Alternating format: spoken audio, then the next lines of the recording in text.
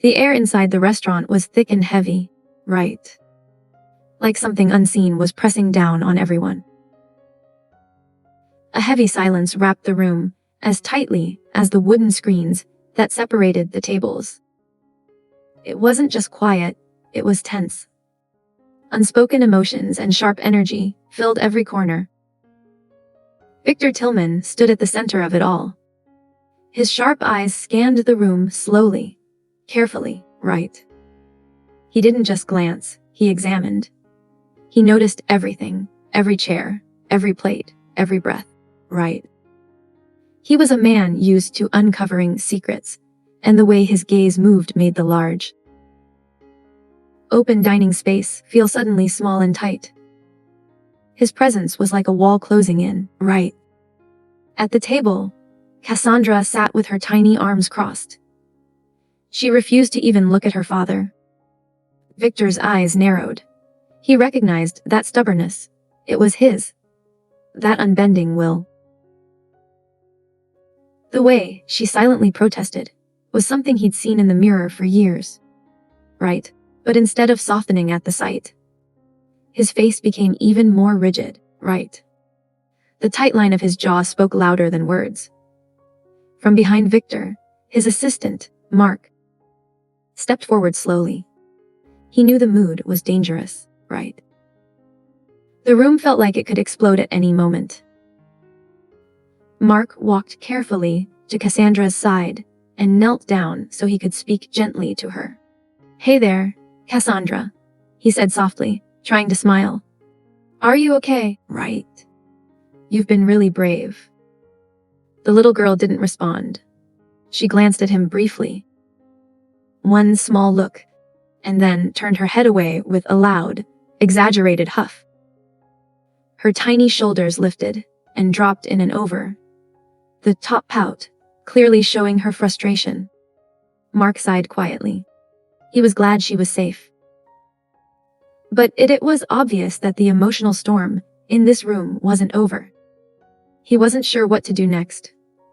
His gaze moved to Victor, then to the woman standing beside the table, Alina. Victor's eyes locked onto her now. His stare was cold, calculating. There was no kindness in it, only questions. Sharp and unrelenting. Alina felt it immediately. Her heart thudded hard in her chest. But she forced herself to stay still. Her fists clenched at her sides, her knuckles pale. "Where is Sophia?" Victor asked. His voice was deep and low, but every syllable had weight, right? There was no hiding the accusation in his tone. Alina's breath caught in her throat.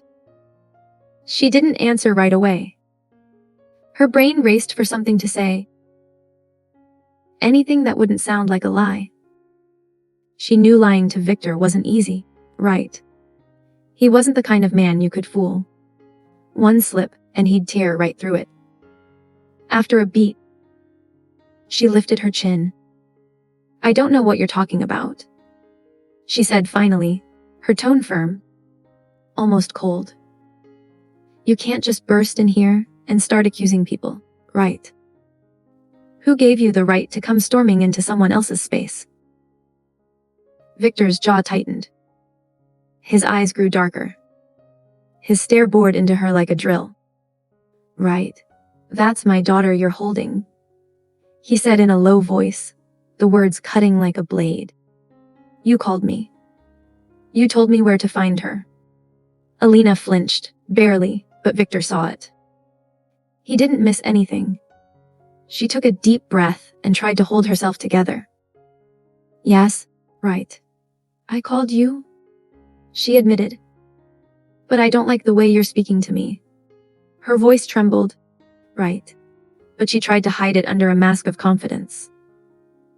She raised her chin higher. "Right. Like a soldier standing tall in front of danger." Victor didn't respond right away. He looked around again. His eyes moved slowly across the room, taking in every detail. The plates on the table, the number of seats, the half-cleared dishes, the folded napkins. Everything spoke louder than Alina's words. His gaze returned to her, sharp as ever. Alina's stomach twisted. The way he was watching her, it felt like he was peeling back her layers, searching for the lie beneath her calm. "You've worked hard to hide something," Victor said finally, his voice calm but filled with quiet power.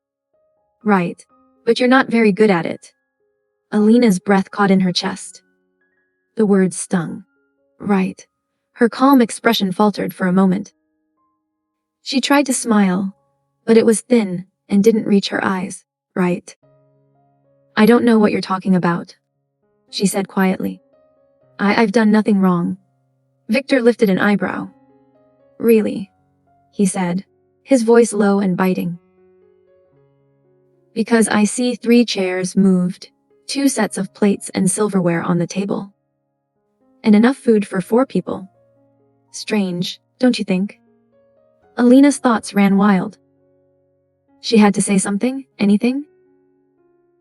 "I ordered all this because I was expecting friends," she said quickly. "They haven't arrived yet. That's all." Victor didn't blink. "So you started eating without them?" he asked, his tone heavy with sarcasm. "Very thoughtful of you." Alina's face burned. "Right." Her cheeks turned red, but she wouldn't back down. "We're close," she said defensively. "My friends don't mind. It's normal for us." Victor stared at her. He didn't speak. "Right."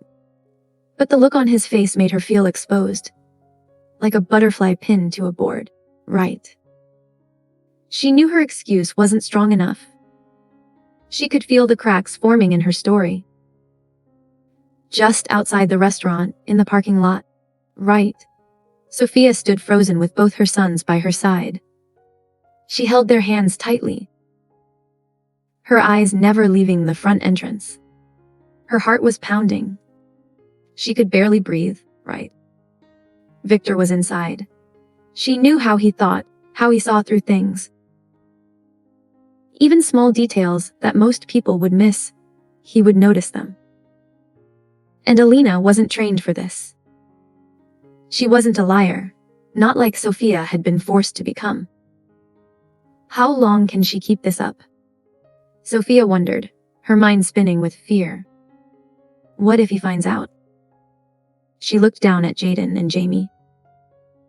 Their innocent faces were full of trust. They didn't know what storm was brewing. Right. All she wanted was to protect them, to shield them from what was coming. But deep down, right, she knew her choices were running out. Old memories surged through her. Flashes of her past with Victor. His face filled with anger. His voice sharp with hurt. Their last fight. The way he had looked at her, like she was a stranger. He probably hates me now, she thought bitterly. And maybe he has every reason to. But did he really have to make this so hard? Sophia gritted her teeth. No, she wouldn't break. Not again. She had survived too much. She had rebuilt her life. She had found strength in being alone. She wouldn't let him tear it all apart now. But still, what if he finds out the truth? What if he takes her children away? The thought nearly dropped her to her knees. She forced